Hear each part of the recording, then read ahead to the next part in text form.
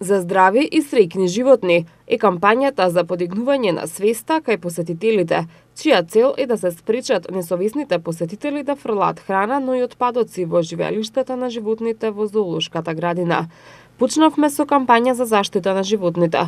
Причина за тоа се несовесните граѓани кои покрај предупредувањата на животните им даваат висококалорична храна, но фрлаат и отпадоци кои може да го загрозат нивниот живот. Нашите животни се хранат со здрава храна, редовно и по нормативи. Секој жител на зоолошката има свое мени, а исхраната е составена само од висококвалитетна храна богата со витамини, минерали и протеини, соопштуваат од Скопската зоолошка градина.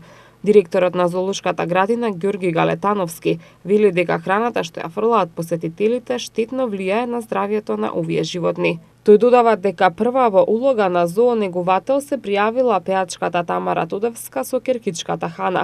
На Тамара ќе се приклучат и многу други јавни личности, спортисти, пеачи и актери, кои ќе бидат во улога на зоонегуватели и ќе ги предупредуваат и едуцираат несовесните посетители да не фрлаат нездрава храна кај животните.